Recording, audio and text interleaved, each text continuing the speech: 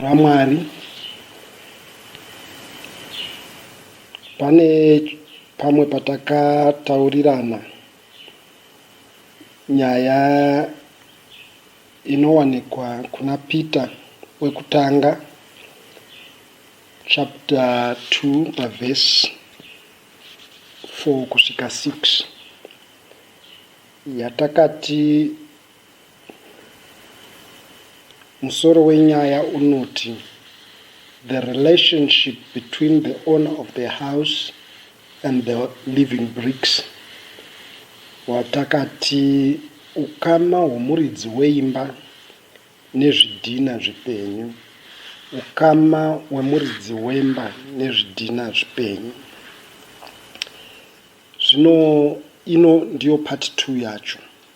Chikamu chechipiri chacho chandangoti pakuvakwa kwemba hakudi rusha. Pakuvakwa kwemba yaMwari hakudi rusha. No noise. Ukanzwa Mwari poita rusha runobva kuna Mwari, pane zvaitika zvisakarurama. Asi kana vachiita zvinhu zvavo vanoita pasina rusha. Unoona ukatarisa makore mudenga unaona achifamba uye achimhanya, asi haunzwi rusha. Chaungangonzwa imhepo, rusha haurunzwi.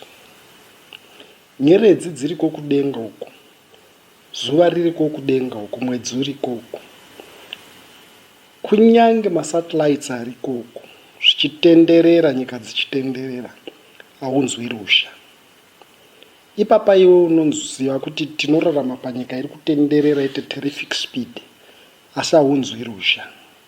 Chaunganzwa mhepo iri kungovhuvhuta zvayo, asi zvaMwari hazvina rusha. Zvino pakuvakwa kwemba, panzi tsemiwo saMabwe Mapenyu muvakwe muve imba yomweya, muve muprista mutsvene, mubayire zvibayiro Mwari zvinomufadza. Pakuvakwa kwemba yaMwari hapadi rusha. Regai ndivaerenge kuna madzimambo ekutanga pachapter 6 verse 7. Ndichatanga kuverenga nechirungu. When the house was built, it was with stone prepared at the quarry, so that neither hammer nor axe nor any tool of iron was heard in the temple while it was being built. Zvino imba pakuvakwa kwayo yakavakwa nemabwe akanga agadzirwa ipapo paaiputswa, ndokukwari uko. Pakuvakwa kwayo hakuna kunzwika mukati memba nyundo kana sano kana nhumbi ipi neipi yedare kana nhumbi ipi neipi yesimbi, hazvina kuunikwa. Unoziva kwaivakwa nematombo, saka matombo aida kuvezwa. Kana izvo zvidhina munoona mabhiridha achimbochitema netraula achididi kana kuchingongodza kana kuita sei. Izvozvo ndozviri kutaurwa kunzi pakuvakwa kwemba yaMwari ichivakwa naSoromoni, hakuna kunzwika sando, hakuna kunzwika demo, hakuna kunzwika nyundo mukati memba ichivakwa. Maingove zvinyoronyoro zvakadzikama, zvakapfava, zvisina rusha. Paivakwa imba yaMwari. Kuri kunzi Mabwe, nhasi paya tati zvidhina, takati zvidhina instead of Mabwe, nekuti mazuva takushaida chinobva chakatogadzirwa kwachakagadzirwa, ende chichinzi ichi ndichepakati, ichi ndichepakati, ichi ndichepakati, ichi hapana zviya zvinombonzwa ndipachisiricho. Zvinouya izvo chaizvo, chimwe nechimwe chichiinda panzvimbo yacho. Zvine masaizi awo, zvine makona azvo, chimwe nechimwe chichisvika chichigadzikwa panzvimbo yacho. Zvino pakuvakwa kwemba hapana kunzwika rusha. Madzimambo ekutanga chapter 6 verse 7. Hativerengeiwo pana Exodus 20 verse 25.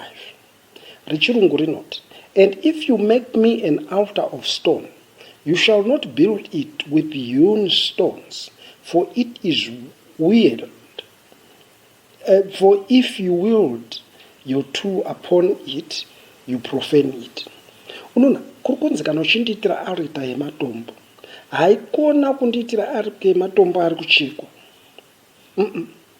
Nokuti ukatora chaunochekesa matombo chiyani chaunongongodzesa Zvidhina, ukazviita izvozvo watokanganisa matombo aya ave kwandiri zvakamhura Mwari vari kudenga.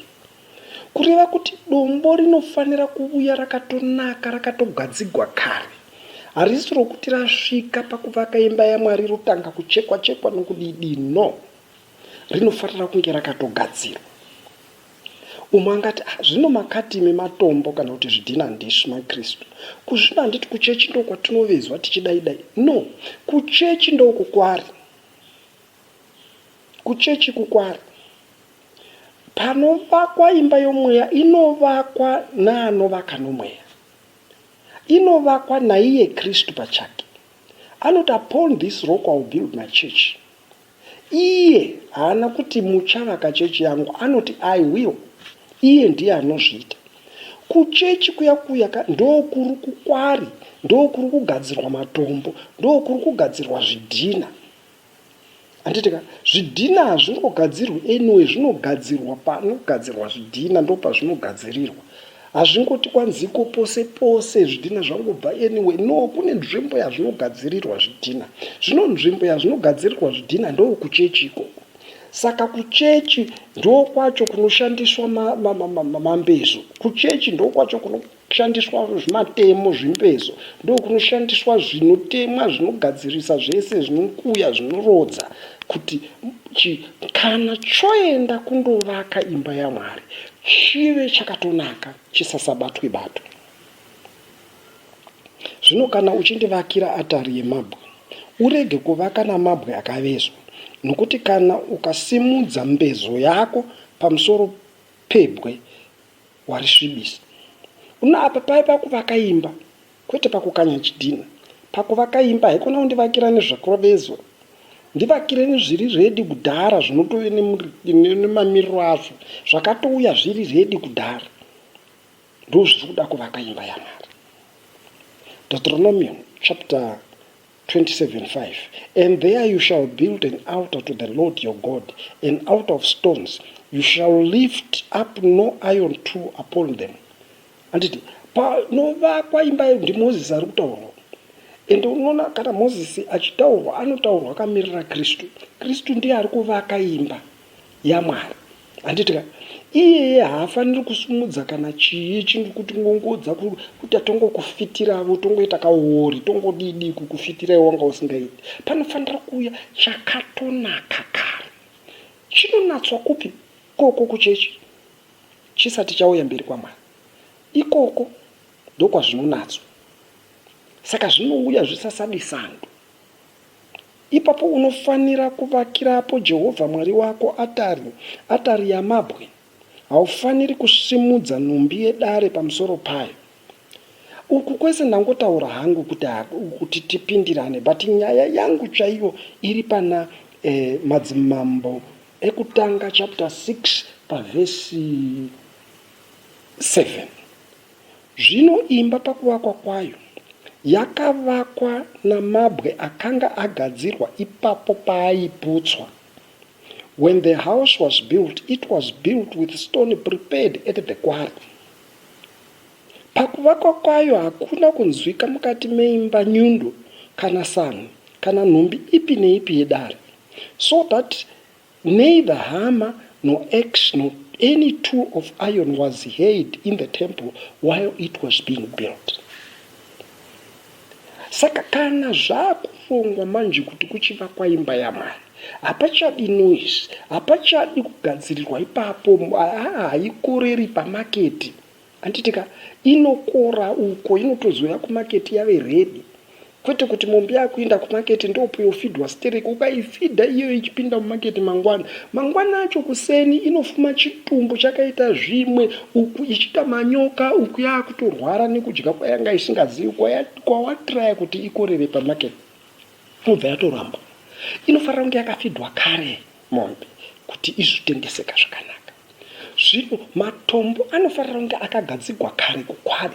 Kukwari ndo kuchechi, kuvezana kwamuri kuona kuri kuitika muchechi, kuvezana kwamuri kuona kuri kuitika koso, zviri kuedza kugadzira kuti chinhu ichi kana toenda pachinofanira kuenda pakuvakwa kwemba yaMwari pasave nenoise. Pakuvakwa kwemba yaMwari hapadi noise. Ndikumboedza kureveiko nenyaya iyi? Unoona nyangwe muchida kuvaka matare chaiwo emukereke muchiri panyika, muchiri kuita zvematare emuchechi, hapatodi noise. Kwete kutora munhu asiri qualified. Munhu ari qualified ndouya anonzi nebhaibheri ari qualified. Kwete anonzi nemi vanhu ari qualified. Anonzi nebhaibheri ndiye ari qualified, ndiye ari qualified. Chinokuonesa kuti munhu haasi qualified kutungamirira vamwe kutadza kutungamirira iye mhuri yake. Unoona munhu ane vana vanonwa doro, ane vana vanoponda, ane vana vanoba, ane vana vasingadi kunamata, asi anoda kutungamira vana vevamwe kuti vanamata. Munhu akadaro is not qualified. Ndiwo patotangira noise ipapa.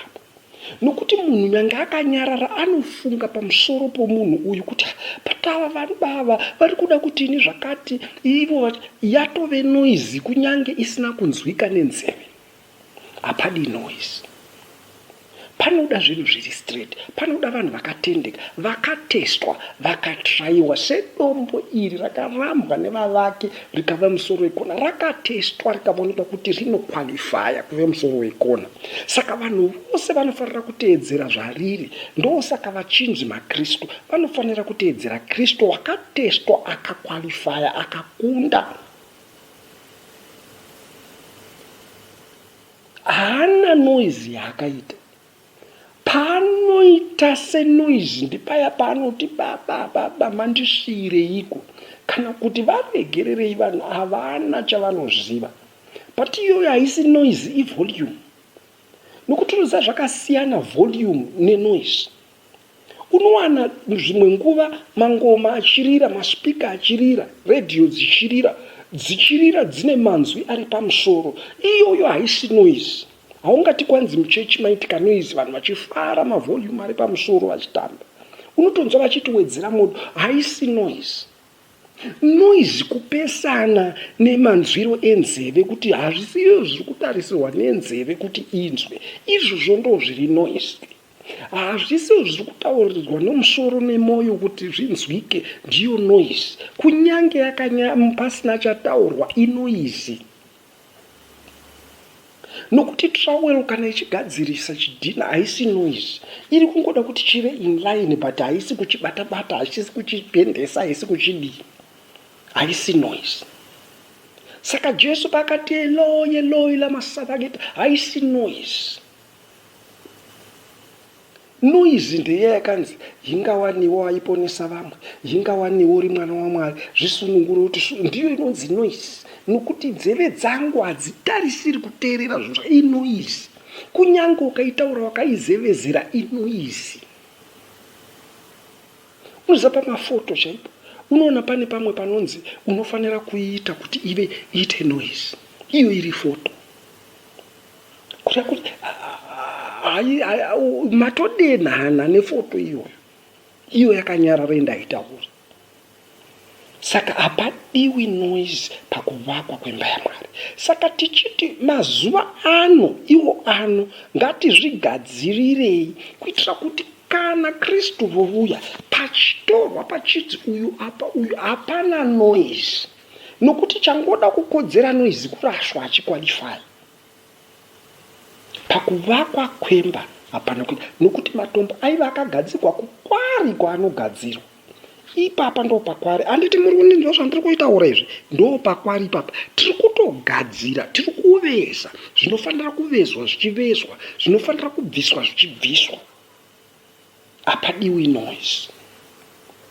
Nokuti kana ari Nebhukadhineza wakatarisa akaona dombo richivezwa nechomugomo nechokumusoro, richivezwa nemaoko asiri omunhu. Kuveza kudiko kubvisa zvimwe zvikuti risare riri right.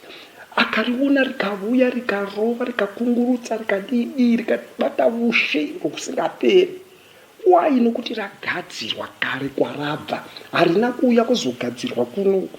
Kristu haana kuuya kuzogadzirwa panyika.